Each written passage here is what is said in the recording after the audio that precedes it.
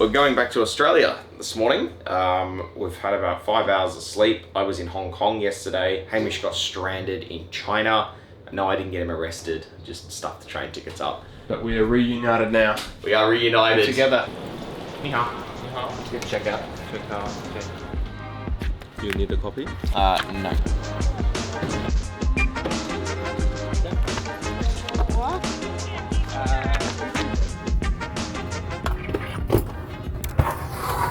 We weren't late.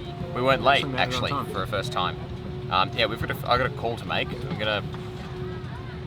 got that product catalogue from BMS, the supplier that we want to use over here in China for all the furniture that we want to import. So I'm going to try to spend this plane ride looking at this catalogue, trying to figure out styles and designs that I think won't look crap and that people will actually like and they want in their house. So we can utilise the time for that. But the flight from, we're in Guangzhou and we're going to Hong Kong, and it's what, 40 minutes? Like 40 minutes to an hour. Yeah. But by the time you're in the air, you've got like 10 or 15 minutes until we're landing again. Yeah, so I'm unsure how much product catalogue looking I'm actually going to get in, because if your laptop open for like 15 minutes, like, come put it away, please. The good thing about this catalogue is they've got amazing photos for all their products. We were thinking we're going to have to go and take photos. Well, that's it. So they got a front-on photo of every single lounge that we'd want to sell, but they've also got the dimensions as well, and not just like the dimensions that you'd see in like, kind of the side thing. It's literally like a proper photo that you could even put on the website. So when someone wants to understand how big this couch is, it's not just a couple of like numbers. It is a proper diagram and a drawing with dimensions, etc., all properly laid out. So that makes it a hell of a lot easier for us to market this thing properly, and at least we don't, to Hamish's point, have to go take photos of all this stuff, which, I don't know, we turn up with our lens and camera and lights and we can make it work. We'll make it work, but at least we don't have to from day one. Yeah. Alright, we're going to take this down. So someone's sitting in it.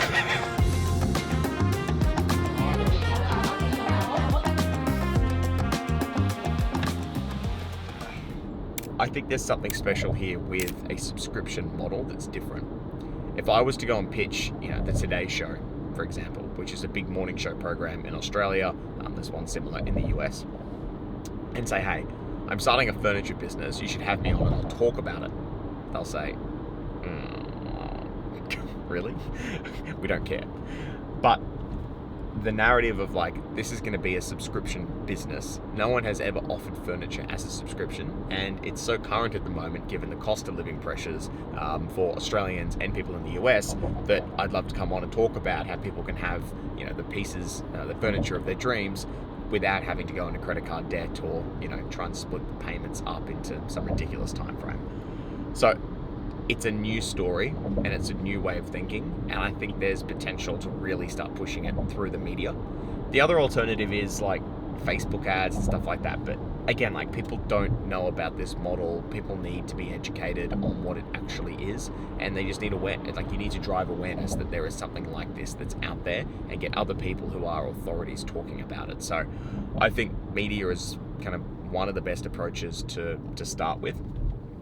It's not easy, given how new and early the business actually is, but it's one of the best ideas, at least I've got in my head at the moment. So first things first, we've got to figure out kind of what designs we want. I've also got a financial model that I've built that really just talks around, if I was to buy furniture for X price, how much would I need to give it to someone, and how much would they need to subscribe for me to actually make some sort of money? What is kind of the payback period of the couch? So I will buy a couch for a certain price. I will then obviously sell that couch at a retail price, like most kind of furniture retailers will do. I'm not selling that to someone, so someone's not going to pay me $8,000. They're going to pay me a subscription. So I have to figure out what that subscription price actually is, but it has to be reasonable, where someone says, well, if I wasn't to subscribe for this, it would take me 3.5, 4 years of paying that same monthly amount to finally be able to own something like this.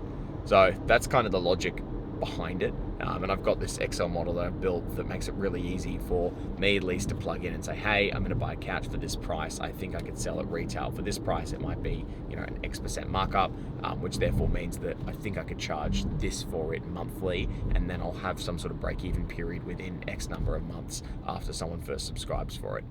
The other problem with furniture, not to go on a tangent, but the other problem with furniture is you know, it's really hard to move, so we might have to charge some sort of like consumer delivery fee or removal fee when they choose to move it on. And furniture also gets dirty. You know, people sit on furniture, they roll around on it, etc. So we'll also have to figure out what we do there.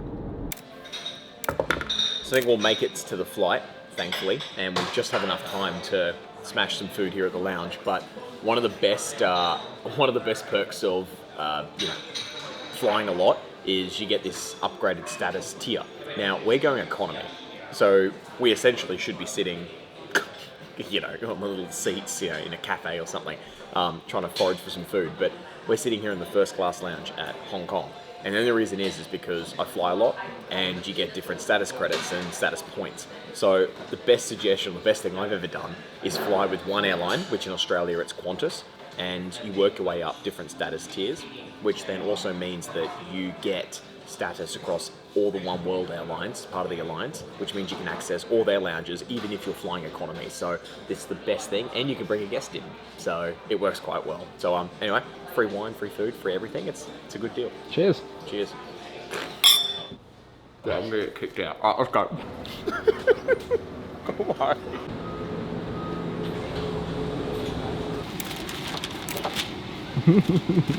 So I was just talking to Hamish about it, and the concern that I've got is we're going to leave China now.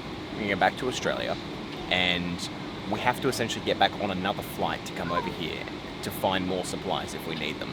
So I put out just a call out on my Instagram story to try and find someone who speaks Chinese Mandarin, where I'm looking for someone on the ground who can literally run around to different factories, who can do quality control for us. We'll still use a sourcing agent kind of in between. That's all good. Yeah. Okay.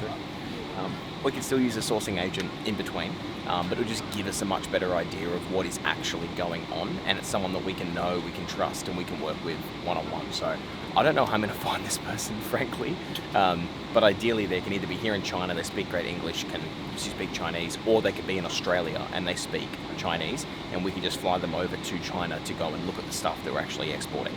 This is all with the view to saying that the business scales very quickly. If for whatever reason it doesn't, and it doesn't work, well then they'll be the first person to not hire. But at least if we can get someone, even just part-time or contracts, to at least make sure that we know how to negotiate with suppliers and talk properly, that might be someone that I try and find now. So done the Instagram story, and then we've already got some swipe ups, so we'll try and communicate with them on the plane if we have Wi-Fi.